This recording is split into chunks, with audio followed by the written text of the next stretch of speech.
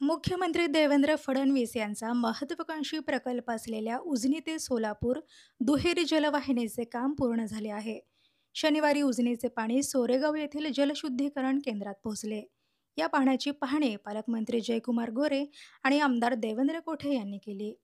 यावेळी पालकमंत्री जयकुमार गोरे म्हणाले, सोलापूरसाठी उजनी येथून दुहेरी जलवाहिनी बनवणे हे मुख्यमंत्री देवेंद्र फडणवीस यांचे स्वप्न होते. ते स्वप्न पूर्ण झाले आहे. या कामाच्या पूर्णत्वासाठी सोलापुरातील स्थानिक लोकप्रतिनिधींनी देखील यशस्वी पाठपुरावा केला आहे. या सर्वाचा परिणाम म्हणून सोलापूरला आणखी मोठ्या प्रमाणावर पाण्याची उपलब्धता झाली आहे. यावेळी सोलापूर महानगरपालिकेचे अतिरिक्त आयुक्त संदीप कारंजे, सार्वजनिक आरोग्य अभियंता व्यंकटेश चौबे, भारतीय जनता पार्टीच्या शहराध्यक्षा रोहिणी तडवळकर, जिल्हाध्यक्ष शशिकांत चव्हाण आदी उपस्थित होते. पालकमंत्री म्हणून तर आनंदच आहे, परंतु ही योजना पूर्णत्वाला जात असताना अनेक लोकप्रतिनिधींनी आमच्या नेतृत्वाने खूप मोठे प्रयत्न केले. खास करून देवेंद्र साहेबांनी यासाठी काय पाठबळ केले, कधी कमी पडून हे परिणाम आपण बघतो यात आणि आम्ही किती देव पाण्यात बसलं तरी सुद्धा यायचं काय थांबलं. आणि आज 15 तास जो जो शिलावता त्याच्या अनुषंगाने आज शहरात पोचलेला आहे आणि काही मिनिटांची आहे, पण याही ठिकाणी ते पाणी आता पोचलेलं आपण ते पाहतो. पालकमंत्री म्हणून मला आनंद आहे की माझ्या सरकारी बांधवांना आमचे लोक आहेत त्यांना मनापासूनचा आनंद या निमित्तानं आहे. आणि वासियांना तर अत्यार होईल की आता त्या पाण्याचा प्रश्न कायमचा सुटला. मी आता माहिती घेता बघितलं 1979 सालचा 1979चा आपण पाऊस आहे. तेव्हापासून त्याला नव्यानं जसं शहर वाढतं त्या सुविधा वाढल्या पाहिजेत आणि नव्यानं काही गोष्टी इथं केल्या पाहिजेत ते आता होताना राहतं. त्यामुळे आता पाणी शहरासाठी समान पाणी या शहरामध्ये आणि इथंही पोचते आणि ते संघानं शहराचा जो पाण्याचा होता तो आता मला 5-6 दिवस 7 दिवस असं त्याला लागायचं. आता खाण्यात किमान आता पाणी मिळेल. रोज पाणी त्याची प्रक्रिया संकल्प आदरणीय मुख्यमंत्री महोदयांनी केलेला आहे की सोळा रोज पाणी मिळेल. आता फक्त वॉटर ट्रीटमेंट प्लॅन आणि अतिरिक्त एक झाला ते स्वप्न पूर्ण होईल. हे जे पाणी आहे आज जे पाणी येते ते शहराला रोज पाणी देईल एवढ्या क्षमतेचं पाणी आजही शहरामध्ये आता येणार आहे. त्यामुळे फक्त वॉटर ट्रीटमेंट प्लॅन जो होता त्याचाही विषय संपलाय, टेंडर झाले आणि ते पूर्ण एकदा झाला मला वाटतं या शहराला रोज पाणी मिळेल एवढं 5 शहरामध्ये उपलब्ध आहे. खरं तर जलवाहिनीच्या विषयावरून गेली होती. भाजपला देखील दाहरेवर धरल्याचं पाहायला मिळालं आणि आज अखेर पाणी मिळालेलं. आता बोलणे वाले बोलते रहेंगे, टीका करने वाले रहेंगे. त्यांना टीकाच्या पलीकडे त्यांच्या हातात आले तरी काही नाही त्यांच्याकडे. टीका करायची सेवा झाली तर गोळा झाली आम्हाला एकच कसं येते होतात. आपल्याला त्यांना मला आणतो की जी लोक प्रयत्न करतात त्यांना आपोआप श्रेय मिळते, घ्यायला नाही. आणि जे लोक मनातून असतील की याचं कारण त्यांना माहिती आहे की आपण हे चुकलो नाही. आपल्या कालखंडात सगळ्या सत्ता आपल्या ताब्यात होत्या, देशाच्या सगळ्या सत्ता ताब्यात होत्या, सोलापूरला विमान सेवा होऊ शकलो नाही. याचं शल्य काही लोकांना आहे आणि आता दुःख वाटून मनस्ताप करून घेऊन बोलून काही विषय संपणार नाही. याच्यासाठी आपण प्रयत्न करणं ज्यावेळी आवश्यक होतं तेव्हा केला तरी घडला. भाजप आहे तो सरकार या ठिकाणी करते. त्यामुळे जे विमानतळाची शुभारंभ तेव्हा सेवा चालू होणार हे नक्की होता. तर सेवा चालू झाली आणि जेव्हा साहेबांनी सांगितलेलं की सर पाईपलाईनचं पाणी आता त्यामध्ये पोचलं की पोचलं. आता टीका झाली तरी पोचलंच आहे. तेव्हा आता पोचल्यामुळे आता शहरात काय फरक पडणार आहे हे पडेल काळजी करून. आता आम्ही पालिकेचे 2 कोटी रुपये वाढे जमीन आता आम्ही शासनाकडून मोफत जमीन आपण घेतो.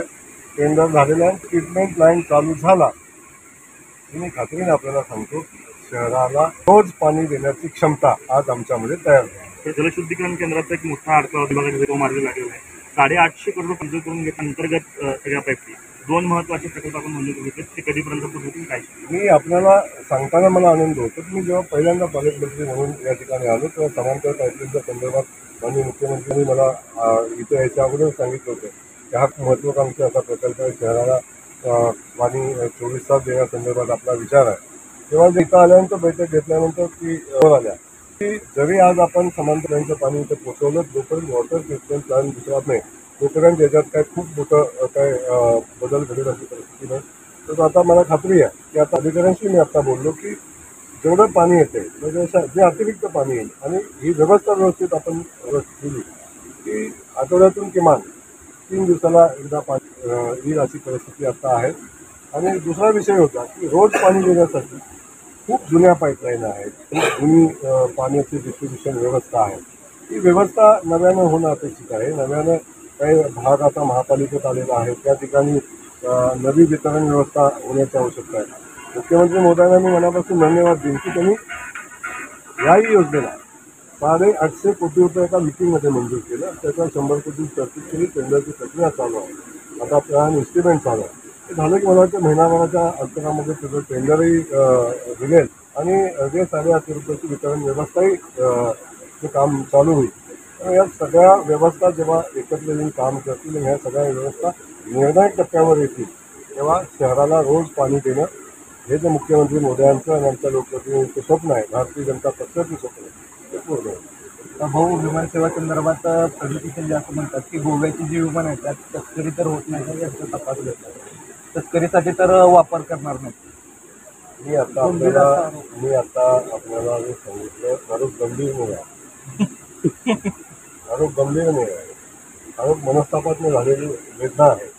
त्यामुळं मी त्याविषयी मगाशीच आपल्याला सांगितलं की हे होणं शक्य होतं आणि आम्ही नाही करू शकलो. की जे अपयश पचवायची जी क्षमता लागते आणि जे झालेल्या कामाचं कौतुक करायला जे दानत लागते ती दानत आपली असली पाहिजे आणि ती दानत आपण ठेवावी अशी माझी विनंती आहे. त्यांना माझ्या विरोधकांना राहील सुदैव का ही व्यवस्था जेव्हा असते तेव्हा सगळ्यांची कुठं नाही कुठं मदत होईल. सगळ्यांनी ते प्रयत्न केलेले आहेत. पण निर्णायक टप्प्यावरचे प्रयत्न किंवा मार्ग काढण्यासाठी केलेले प्रयत्न, श्रेय घेण्यासाठी केलेले प्रयत्न हा 2 प्रकारचे प्रयत्न आहेत. त्यामुळे भारतीय जनता पक्ष कधी श्रेय घेण्याचं राजकारण करत नाही.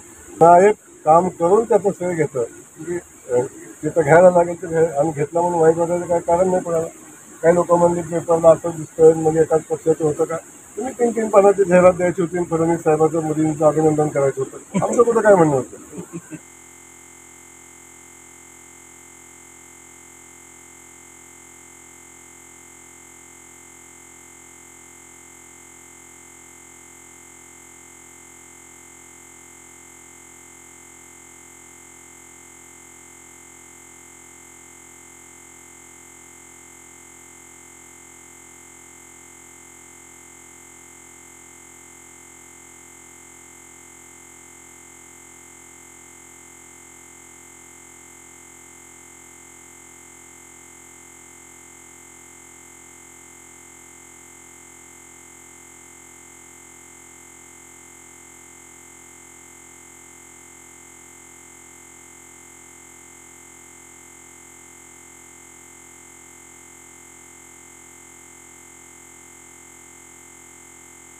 जयेश दर्बी कलेक्शन कॉटन, लिनन यासह अनेक ब्रँडेड कंपन्यांच्या सूटिंग शर्टिंग साठी जयेश दर्बी कलेक्शन, 7 रस्ता मोदी पंकाविरी जवळ सोलापुर.